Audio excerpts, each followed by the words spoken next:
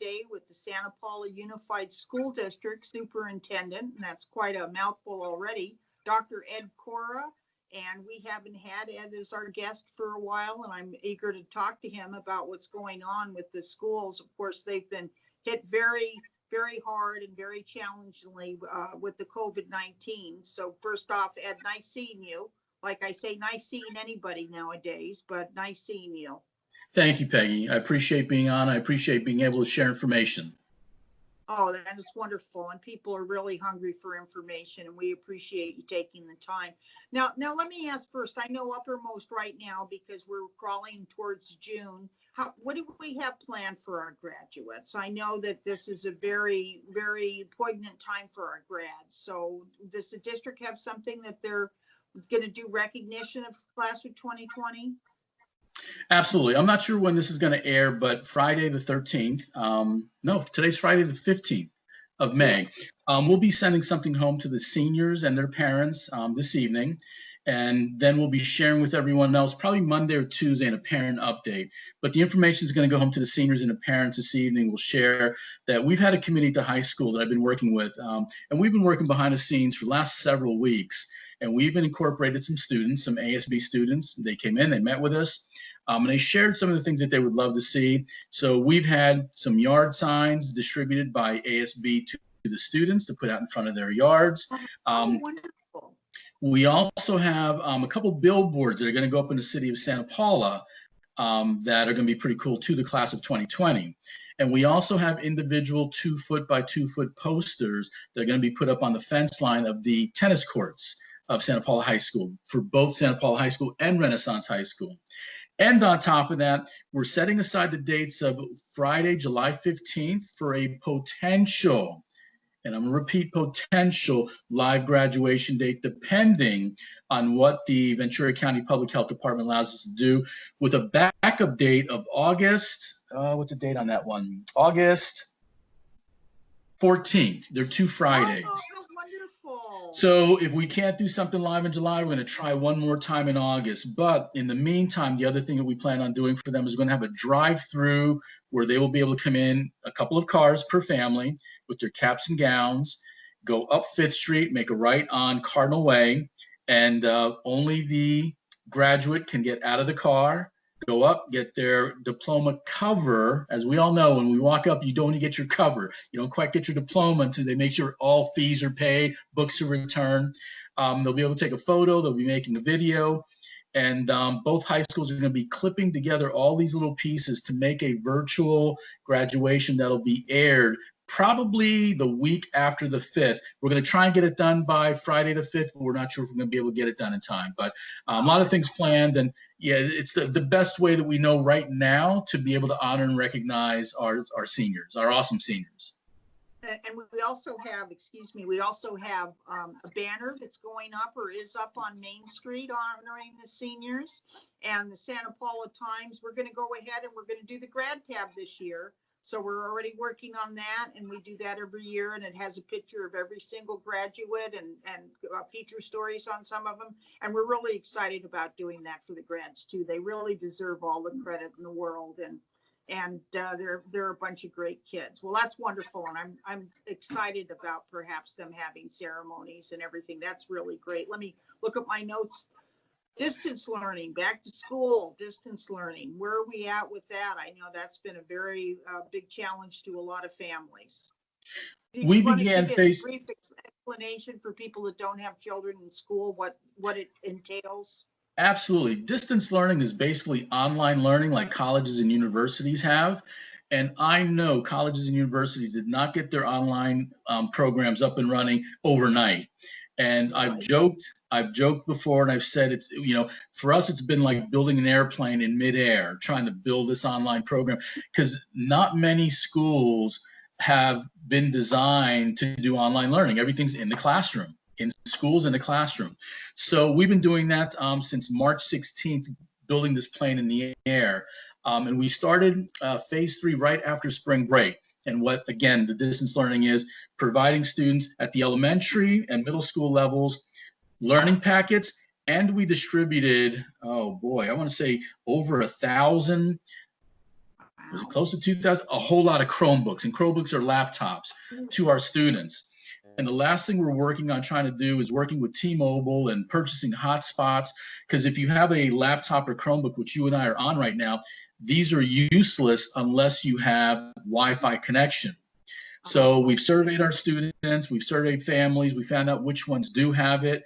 So we have the laptops out there with students. Now we're trying to get the hotspots up and running. So it's just been, again, the plane's not completely built, but we're still building it along the way. Oh, wonderful. Now, do you have any sort of a percentage of how many families needed the hotspot? Do you have any idea offhand? I want to say it was like 38% roughly. It was better news than what we thought of the students and families that had it. But still, that's when you talk about 5,100 students, that's still quite a bit. That is quite a bit. That is quite a bit. Well, I'm glad they all have that opportunity now, because they can all, do their homework and at least try to stay busy and educated and, absorb things. It's very, very hard on everybody to go this route, but we've got to do what we can do and make it as easy as possible. Now, Absolutely. Of course, the other thing, if I can, Mm-hmm. If I can very quickly, Peggy, the other thing I want to quickly say is with the online learning or distance learning program, we're going to have summer school. And so we're going to have to continue to get better and increase the Wi-Fi possibilities for all of our students. And the other thing I think about is who knows what the fall is going to look like. We may have to continue distance learning in the fall. So we're going to take now through the rest of the summer to iron out all the kinks and get this program as perfected as possible. Wow. So do you have any ideas when kids might actually be back on campuses? I know that's a, open a fortune cookie question, but no, I don't know. Yeah, we are working closely with the County of Ventura, County Office of Education. And the nice thing is I'm going to compliment all the districts in Ventura County. We work closely together with Ventura County Superintendent Stan Mantooth. He pulls us together. We share documents, we share conversations. And, when Governor Newsom talked about July, that was not going to happen. And so we all agree it'll be sometime mid-August, late August. It could be after Labor Day. We're still not there yet. But at least we're going to work together as a county and try and come up with something that's pretty similar as far as the start date. Absolutely. Now, what about grades? What about grading students? With grading, Tony Thurman, the state superintendent of public instruction, came out with this shortly after schools closed, and the Department of Education talked about having a do no harm clause to students, because we don't know, is it fair to you? Let's say we're both students, and I have Wi-Fi, I have a laptop at home, you may have a laptop but you don't have Wi-Fi. Is it fair? Is it equitable for you? And it's not. So the whole do no harm concept was students pretty much will stay with the same grade that we finished the third quarter when we were last in school. However, if we want to increase our grade, we all have that opportunity. So if I was failing my class at the end of third quarter, if I don't do anything, I'm going to get an F at the very end. However, if I work hard, do my assignments, participate, do everything I'm supposed to, I have a chance to raise it up to a D, a C, a B, or quite possibly an A, depending on the prerequisites for the class. So I think that's truly important. And if a student is going to get a D, anywhere from a 60 to a 69, they will get a P or pass instead of a D. And this is in particular for the high school level, because again, we don't want it to do damage to their grade point average. If I have anywhere from a 0 to a 59%, I will get no credit instead of that number, because again, we're trying to do no harm to anyone, particularly the grade point average. And for high school, as they prepare to go to college, that's important. Yes, absolutely. Now, well, we went over reopening of schools, so we're not really sure at this point. How about how about mental health? What's been going on? I know mine's rocky, but anyway, but what can you do for the students? What are you doing for families? How are you able to intercede at all or offer something, or how are you handling the mental health of the students? That's very important, and this is my heart breaks for these kids. Absolutely. And thank you for asking, Peggy. All of our counselors are working. We have 2 mental health counselors for the entire district. Every school has their own counselor. The high school has 4, Mhm. the middle school has 4 as well. Oh, So yes, if that's parents feel that they would like to have a counselor speak to their son or daughter, they can call the school site and the school site will reach out to their counselors. And in cases where needed, we can get our district mental health counselors to reach back out to the parents and speak to those students. So they're available. We just need parents to reach oh, out to us and just call the school, call your child's school, and principal or the office manager will pick up. And if they don't pick up, they'll get back to the parents and they'll reach back out to them. oh, that's great because I know it's so hard on kids. It really is. It's too bad, and I'm glad they've got that uh, option and actually necessity. It's not even an option; it's a necessity. Now, how's the meal distribution program going? I know the district had a very, very ambitious program and very successful program. How's that been going? You're still offering that? My hat goes off to our director, Suzanne Stamp, and her child nutrition services worker. Last count, Peggy, just under 200,000 meals. I think it was 193,000, over Oh my, 193,000 meals since March 16th. That's unbelievable. that is unbelievable. So That, kudos to Suzanne and her workers, and it's about giving what's needed to our students here in Santa Paula. oh boy, and they pick it up once a week. Is that Once correct? And once a they week get on breakfast Mondays. and lunch. Get Yep, breakfast and lunch for a week. exactly. And that's every Oh, that's Monday wonderful. at Glen City School or Barbara Webster School, 10:30 to 12:30.